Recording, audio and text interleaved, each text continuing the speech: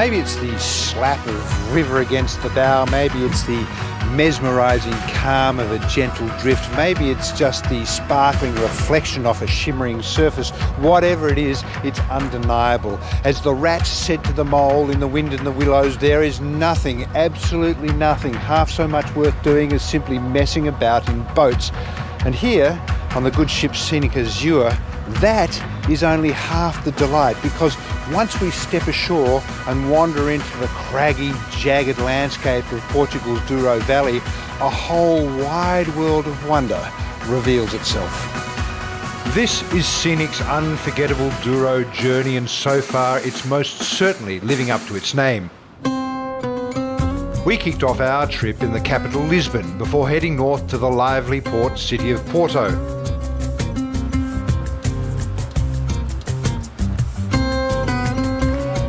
After exploring the sights and delights of Porto, we boarded Scenic Azure to explore the magic of the Douro. This week, we'll journey east all the way to the Spanish border, visiting some of the Douro Valley's most enchanting towns, some of which are now virtually deserted, like Tarauca, the site of Portugal's first Cistercian monastery, founded in 1124.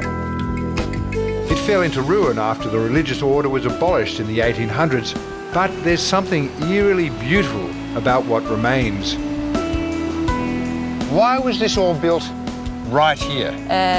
They always built monasteries next to rivers, because water was very important for self-sufficiency. Yes. And so they would irrigate this area, yes. So they'd grow. They have farms. Yes, usually in irrigated valleys and isolated from people. Right. This is where the monks slept, I suppose. Yes, this Dormitories. is where the monks slept in the 18th century. Yeah. Because right here we are in the medieval area, or the medieval buildings were. And it's very interesting because when you look at it, it's a kind of duplex. You see two windows, one for sleep and another for work. Right.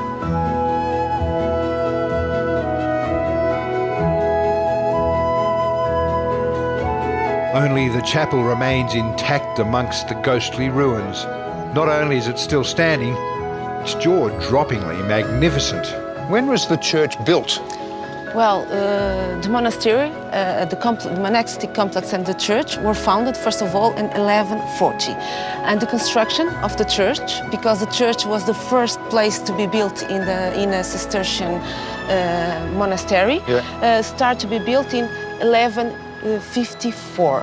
The church was extensively renovated in the 17th century, making it even more of a sight to behold.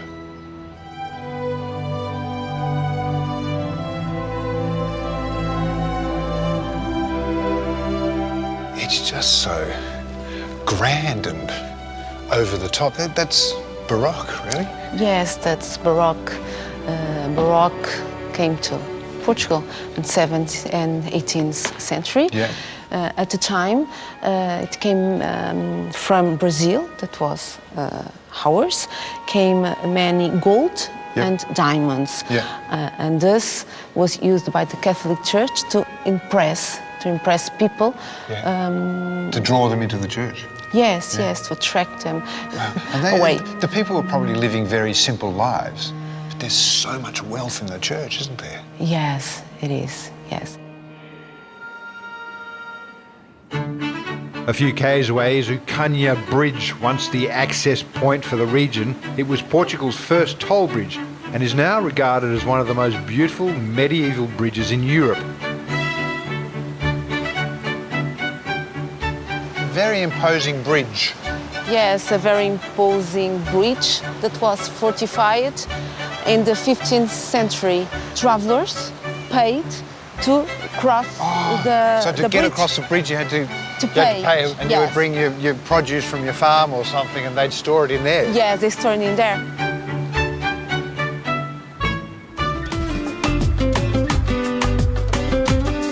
Vines as far as the eye can see, medieval towns, ancient ruins, and of course, beauty everywhere you turn. We're being given a good dose of it all on Scenic's unforgettable Douro journey. With Scenic, there's always choice. Kick back on the ship and relax, or get out and explore, either at your leisure or on a guided tour. With Scenic Free Choice, you can choose your own included adventure. Today, it's a tour of the town of Lamego with its landmark church, an 18th century Baroque sanctuary set high on a hill with 700 steps guiding the way up.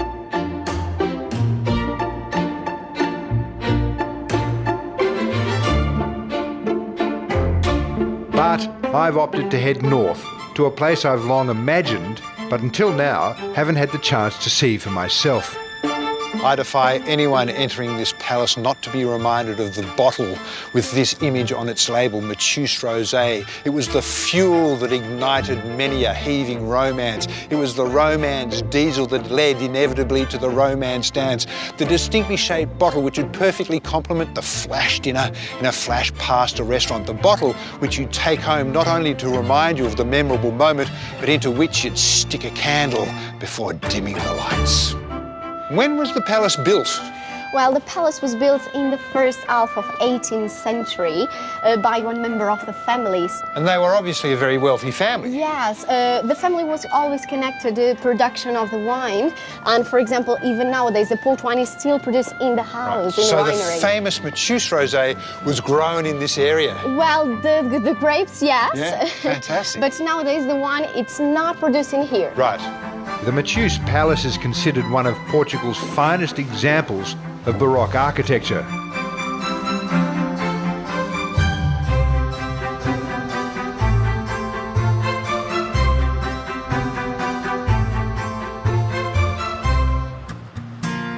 From here, Scenic Azure awaits to continue our leisurely glide along Douro, transporting us to the next fascinating location and allowing us to absorb all the wonder and magic of this magnificent region as we go. I've never been to an area that's so old. Yeah. So coming from Australia, I mean, we have old, but we don't have old like it is here. And I thought we'd be on a river with, you know, a couple of vineyards on the side, and yeah, just a river like normal. I have no idea for the scale of this thing. This is just unbelievable. So welcome to this beautiful dinner, Portobello.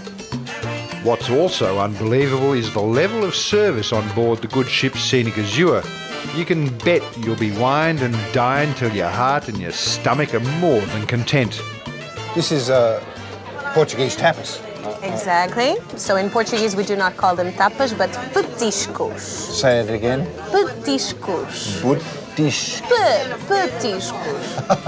Easy for you to say. Petiscos. We'll try again by the end of the Portobello's is the exclusive 32-seat restaurant on board, and every guest is invited to dine here during the cruise. At this moment, our guests are trying things that are from this region, that are traditionally Portuguese, and that's part of the experience. Whenever you travel, you want to meet the places, but you also want to understand how people live, what they eat, and food is essential for that. That's right.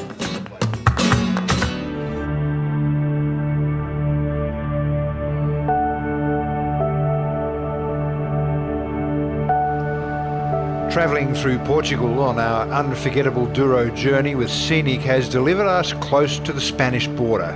And from here, we're off to explore what's known as Spain's Golden City.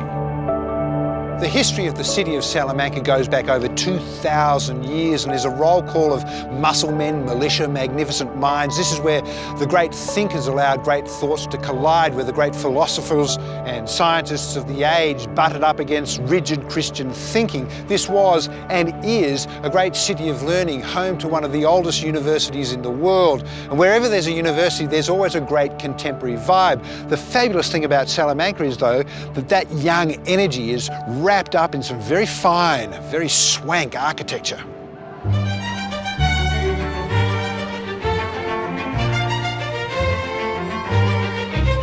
Do you realise how beautiful this is? Yes. Or do you just take it in your stride? I really see, I feel it's really beautiful, this city, and I feel it. I don't get tired of seeing the Roman Bridge, this beautiful landscape, the Plaza Mayor, so I don't get bored, even that I walk through it every day. I love it. Love it. From the outset, this city is something special. The Roman bridge sets the scene nicely. Formerly the main entrance to the city, it was built as part of the Silver Route that connected Salamanca to the cities of Seville and Lyon. This bridge was constructed in the 1st century By with the Romans. Romans? Yeah, because in that time Spain was under the Roman power. Every Spanish city has its own Plaza Mayor, which translates as main square. But Salamanca's, with its golden sandstone, is believed to be the fairest of them all. We say that this one in Salamanca is the most beautiful one in Spain. It's the queen of all the mini squares. And this is Baroque. Yes, Baroque style. It was constructed in the 18th century. And we have apartments, we have shops, restaurants, offices, famous for the stone. The stone we have in Salamanca is a special sandstone. It's called Villa Mayor. Villa Mayor. Right, sandstone. And the quarry is just only 5 kilometer distance. And at the beginning, the stone is white, it's like a cheese. And then with the air, it becomes stronger. And with the sun, oxidizes. That's why we have this beautiful golden color in all of the leaves. Colour. So gold, the square. And ham. The And ham, of Jamon. course. That's Jamon. also very important in the city. A lot of people that are coming to Salamanca, they are coming only to eat ham.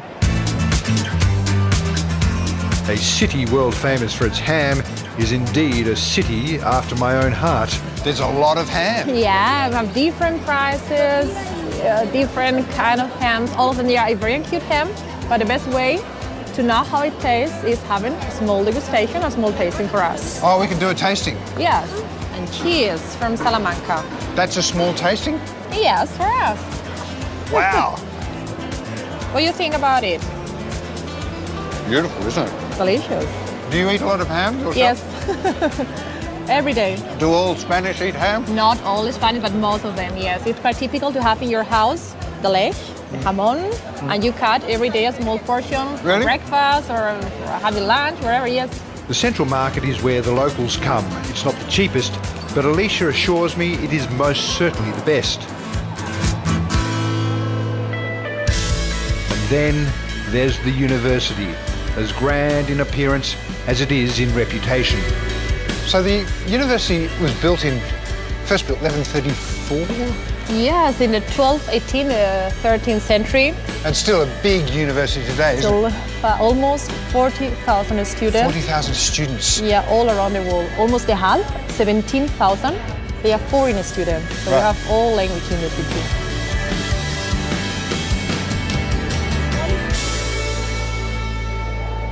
Just a few k's from this charming town is a former convent come fancy wine hotel and estate that dates back to the 1300s.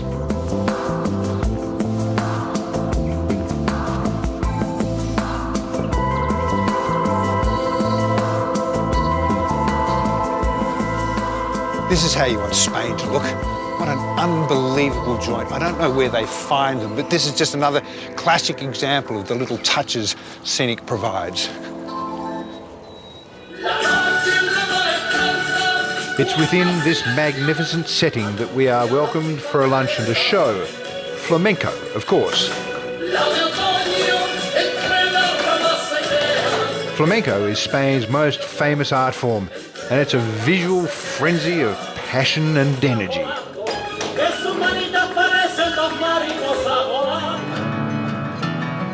After edging our way into Spain to explore its golden city of Salamanca, we're back on the Douro, exploring one of its more remote regions. It's actually quite rare to see any villages on the banks of the Douro, but a quick meander into the surrounding hillsides and valleys reveals a really rugged landscape pockmarked with vineyards, olive groves and fields of almond trees. This is where you get to peer into a very traditional way of life, one of back-breaking toil, of self-sufficiency, of simplicity. There's also this fabulous aroma of gastronomy going on. It gets you drooling and you want to know what's bubbling on the stove. The 400-year-old village of Freixo de Nimau appears to be frozen in time. This isn't a show for tourists. This here is the real deal.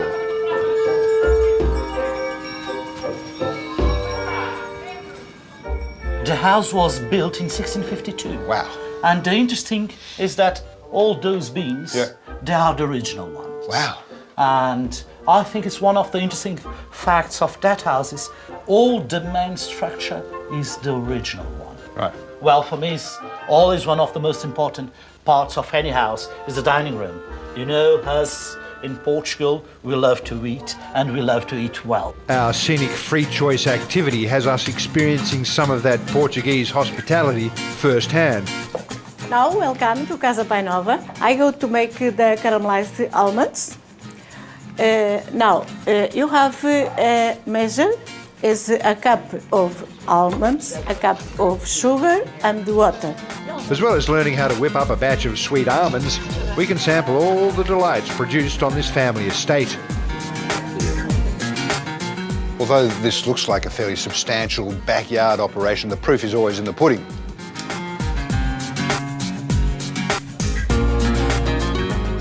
Whoa, that really has some kick. That is thick, that is powerful, and there's still that marvellous element of backyard. Uncovering these hidden villages is one thing, but the Douro Valley is no stranger to secret treasures. The entire valley is in fact an open-air archaeological park. I know what you're thinking. You're thinking, hey Dave, what's with such a big, brutal, severe hunk of concrete sitting in a pristine, serene environment? Well, the answer is quite simple. If it wasn't for man's devotion to the almighty power of concrete, rock carvings dating back some 30,000 years may never have been discovered. It's a discovery UNESCO describes as an exceptional illustration of the sudden development of creative genius at the dawn of human cultural development. It was only in the course of constructing a dam that the carvings were unearthed. The dam idea was ditched and this magnificent museum created to celebrate the findings. Well, we are used to have art in caves, and well, this is an open area. We have almost 30 kilometers with engravings along of this valley. How many engravings are there in Well, it's hard to say it, but more or less 6,000 motifs. Wow. It's a very imposing entrance to the building, isn't it? It sure looks like an entrance of a cave. Yeah, but it has that dam aspect to it as well, or something, doesn't it? Yeah. Rising majestically over the valley, the building itself is a work of art and of brutalist architecture. But housed inside is one of the most important collections of rock art engravings and replicas on Earth. We have here a male goat, and it's very interesting because they have two heads. One looking to the front and the other one forward. So we have a horn like S and long, so it's a male. Then the head, the eye, the nose, the mouth, the goat beard, and the ear. Then the chest, two front legs, belly. Dating back to when, do you think? 25,000 years. The collection covers artefacts, tools and instruments, as well as recreations of how people lived all those thousands of years ago.